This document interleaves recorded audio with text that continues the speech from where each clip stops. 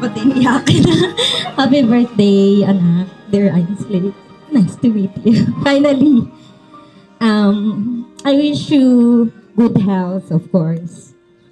Pursue your dreams. Nandito lang kami ni Papa mo. Mahal na mahal ka namin. And huwag magsasawang makinig sa advices ng mga elders. And welcome to adulthood. Ayan, I'm sure mai-enjoy mo to. And we are with your, along your journey in life, we are with you. I love you. Thank you so much for your wonderful message for Ainsley. Palakpakan naman natin once again, Mami T. Again, so asa na po yung ating participants po ng ating 18... dito na po tayo, ma'am. Picture po kayo.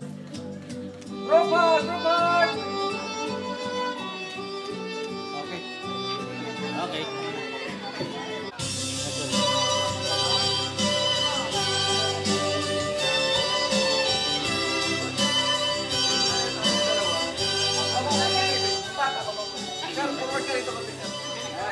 Okay. Okay.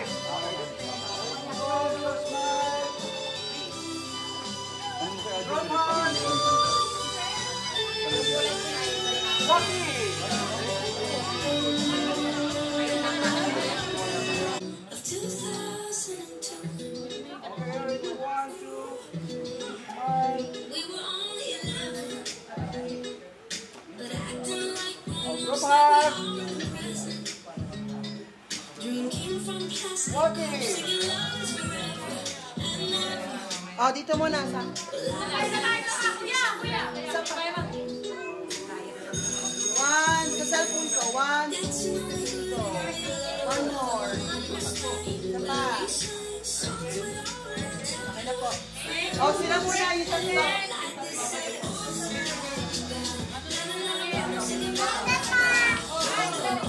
Iwan pa.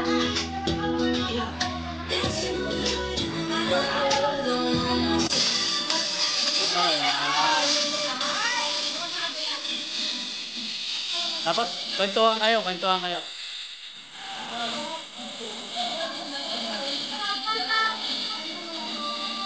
Kaya nyo, ano? Ikis dalawa, tigkapila. Hindi, kiss nyo, kiss nyo. Oh. Tapos,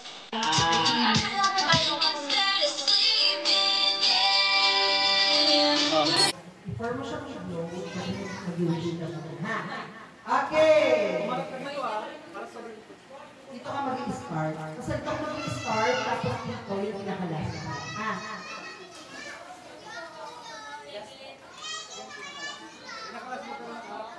Okay. In 1, 2, 3. May tama. Go! Happy birthday to you. Happy birthday to you. Happy birthday. Happy birthday. Happy birthday to you. One more. Come on. Happy birthday to you. Happy birthday.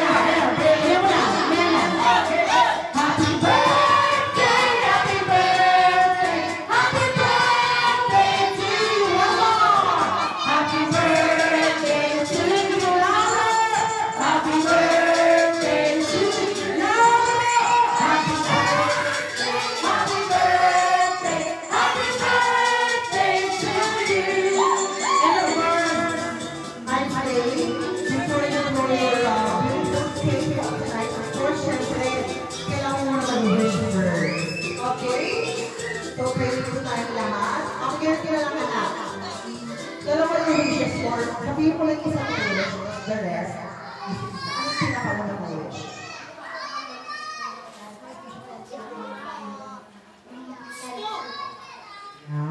Okay. So, yun na. Let's wish mo sa isip mo na. Go.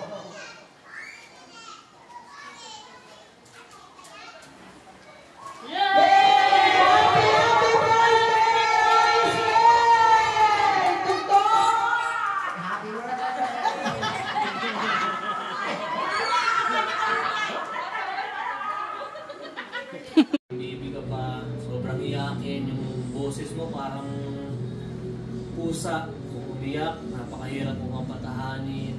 Naalala ko pa nung bata ka, dalawa tayo, lalabas. Kahit dalawa lang tayo, magde-date tayo.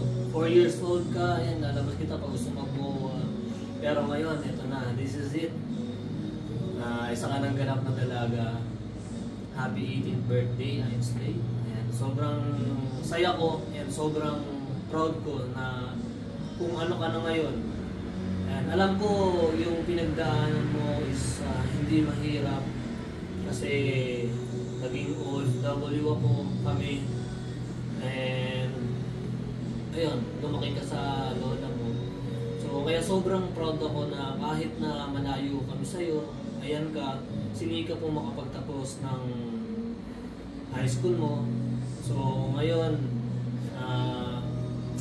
hindi ko ma-explain yung nararamdaman ko kasi masaya ako.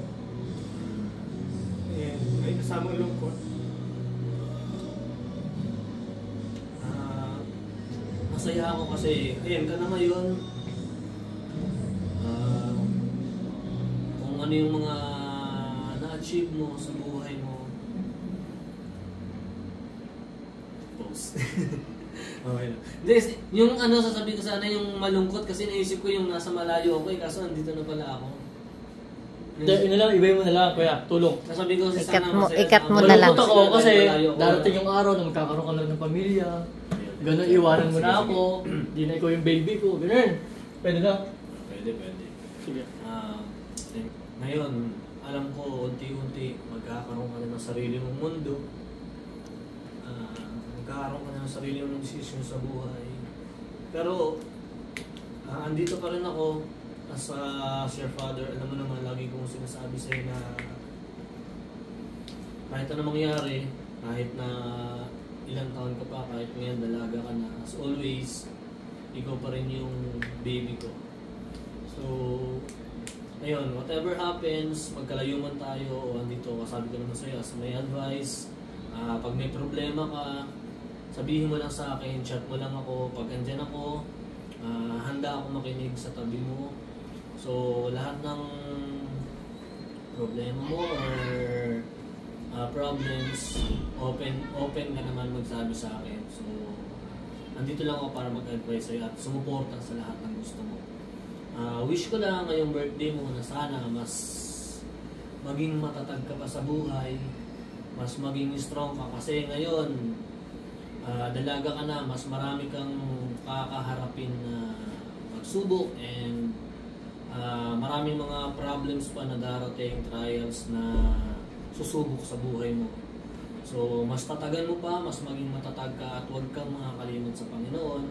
So, lagi mo pa rin ilagay si Lord as a center of your life for your any decisions in your life. So, ilagay mo pa rin si Lord palagi and huwag pa rin makakalimot na gumalang at rumespeto, makinig pa rin sa mga advice ng mga mas nakakatanda sa'yo. So, enjoy your day, Ainsley. Once again, happy 18th birthday and lagi mong tatandaan na mahal ka ni Papa. I love you so much. Perfect. Okay na. Anong klaseng bata si Leah? Si Ainsley. Si Ainsley yung bata na yung makulit, iyakin, sobra kung umiyak yan, yung bata pa yan, Diyos ko. Hindi mo yan mapapatigil ng ihihele mo lang ng normal na hele. Talagang uuyugin mo siya para gusto niya mahalog yung utak niya para tumigil siya. Tapos, Makulit na hindi tumitigil sa kakaiyak. hindi siya mapatigil sa pag-iyak. Talagang ayugin mo siya ng gusto. Naalala ko pa yung one time, nasa bus kami niyan. Talaga naman kasi grabe ko umiyak yan. Parang umiiyak na pusa. So, nasa bus ako nun, talagang itatayo mo siya. Talagang up and down ka. Ganun siya pag pinatigil mo. So, ngayon nakaka-proud lang na ayun, ngayon, ang laki na niya. Tapos, si Ainsley, naalala ko pa yan, yung bata pa lang din yan, talagang mahilig kumanta yan. So, ayun, alala ko, kung nabubuhay pa yung lola niya, si Mami Purita, nung nasa labas yun, nagkakagulo raw doon, nakala nila kung sino. Tapos yun pala yung mga tao, pinatumutong siya sa table, kumakanta na pala ng listen. So, ayan yan si Islay. Pero kahit naiyakin yan, hanggang sa nag-mature naman yan, lumalaki na, sobrang naging malambing. Tapos, bumait. Kasi nung bata, sobrang likot niya talaga. So, ayun si Islay na yun, ayan, dalaga na sobrang nakakatuwa. Na ayan na siya ngayon, sobrang lambing at mabait, lumaking mabait na bata.